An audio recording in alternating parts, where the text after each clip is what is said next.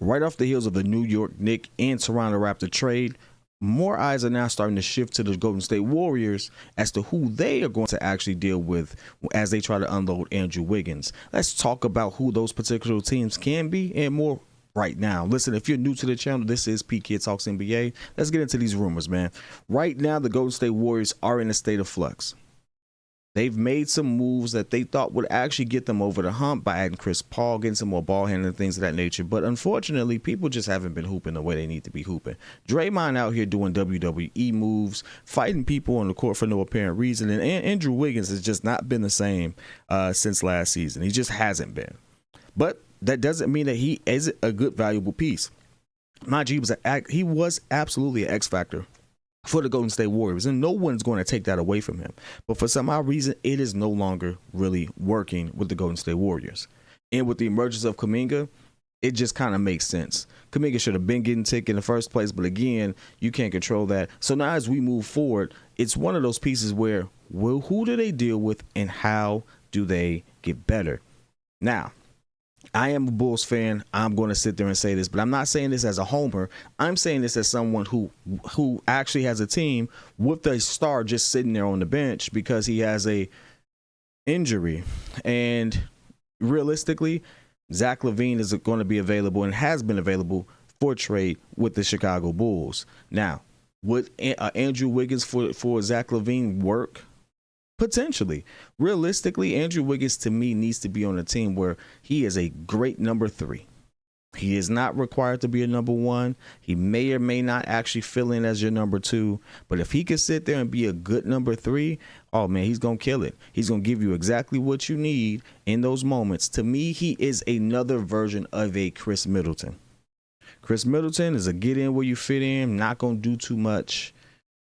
You know, if I only take 2 shots this game, I only take 2 shots this game. I'm going to do everything else, stuff like that. But if I need to take these shots, I'm going to take those particular shots. Now, listen, that's an overview. I can sit here and give you a real detailed analysis of what these players are. But that's most of the average fan does not care. You all really just sit there and look at how they score and things of that nature. And realistically, we know what I'm talking about. Chris Middleton at times can be very mid.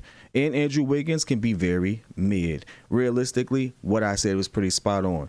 But now Zach LaVine is actually someone who's trying to come into his own, and he does a lot more with the ball than, let's say, right now, a Klay Thompson. Now, I'm not saying that Klay is not or was not a better player, but I will say after injury, he has not been the same player. Now, Zach LaVine is someone who is emerging, and if you needed some safety net, if you needed some security blanket, I absolutely would consider him coming in, filling in as a 2 or 3 for the Golden State Warriors to get Stephen Curry some help, because unfortunately, that doesn't seem to be the case. Now, they've been on a kind of an uptick, and Klay has kind of turned it around, and people say never count them out, this, that, and the other, and I'm not. But I do understand one or two things. One, Father Time does not lose. You have your outliers. LeBron is a freak of nature, right? You've always had outliers. Karl Malone played a long time, this, that, and the other. So we're not talking about that. But for those who sustain significant injury, as they get older, things just simply change. Klay is not a lockdown defender like he used to be. You shouldn't expect him to be. Just certain things just are not there. But you know what he is? He is still one of the best knockdown shooters in the league. So you let him do that. You let him be a knockdown shooter. Klay is now entering into his Miami Ray Allen role, if I'm being honest. And so right now, you need someone that's going to pick up the slack, be able to create for themselves off the dribble to relieve some pressure off of Steph Curry. And Zach LaVine does that. Now, does the money work? It's not apples to apples. They do have to add some other pieces, but the Golden State Warriors are in a position where they could do that. And the Chicago Bulls don't seem like they're going to install Zach LaVine back into that lineup. The Chicago Bulls have had a winning record since then. They're clawing in, and all of the younger players are getting better. They just are. Kobe White is emerging himself because he has more opportunity. He's not fighting Zach for shots or being relegated to the bench. Patrick Williams is actually coming into his own. The Chicago Bulls picked the direction. And once they picked the direction and they stuck to it, things kind of opened up from those other players. I'm not going to call Zach LaVine a cancer. I don't believe that's legitimate. I actually hate when people do that. But what I will do is I will sit here and actually be I will sit here and be fair to both sides. It just didn't work. Zach LaVine has been there. He had been there for the ups and downs and stuff like that. And maybe Billy Donovan didn't know how to coach out of it. But again, it's just for whatever the reason, it's not working. So you have to move forward. Andrew Wiggins does just enough for that team. Now, I only say that because the trade market for Zach LaVine seems to be relatively low. There seems to be no traction. So honestly, it kind of just makes sense to get someone who has not only championship experience, but on a championship team, but it's also still relatively young comparatively to actually insert into that lineup to give it a boost. Now I know I just said that the younger players are getting better, and Patrick Williams for the month of December has been getting better. But do you think that he's going to have a higher ceiling than Andrew Wiggins? I don't think so. And if you are in a win-now situation, which AK said that they are in a win-now situation, you kind of want to be able to get someone who could potentially give you a spark, give you a bucket when you need it, actually absolutely play good defense. No one gives him credit for that, but Andrew Wiggins played really, really good defense against Jason Tatum. I mean, some of the best defense I saw. Now, I know that was a year ago. Don't get me wrong. I know it was some time ago, but he played really, really good defense, and you have to give him credit for that. He actually stood 10 toes down and held them down.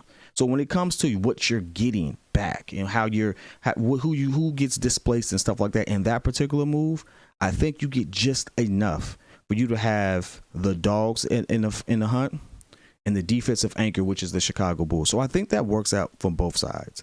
But I want to hear your thoughts, man. If you're a Chicago Bull fan, do you think that trading Zach LaVine to the Golden State Warriors actually would be a beneficial thing? I think if you're a Zach LaVine fan and you've been following him, you want to see him in a situation where he actually gets a little more shine. He goes back west where he's from. I think he is from he's a West Coast kid. And at the end of the day, he gets to play with a team who will give him more of an opportunity to do what he does, considering that they are lingering and they're kind of in the flux when it comes to making sure they have guaranteed buckets. And for me, when Zach is clicking, it's a guaranteed bucket. But if you're a Warrior fan, do you want that? Do you want that? Is that enough to help? Now, I know that other situations need to be made. And in fact, if you ask me, the Golden State Warriors probably should blow it up like the Toronto Raptors are. They should build around the remaining years that Steph has, obviously, and they should get rid of every other piece, maybe outside of Clay, and start trying to infuse another inroad into making another championship push, because I don't feel comfortable with that roster that they have now. If I'm being honest, I'm not being a hater. I'm just saying that's not going to win you a championship as constructed. But I do see Zach LaVine and some other trades getting you back into contention when you look at the mentality, the ability, and hopefully the pedigree of those players to bring them along. But I want to hear you all's thoughts. Whether it's love, whether it's hate, put in the chat. I'll be in there with you. Till next time. Peace.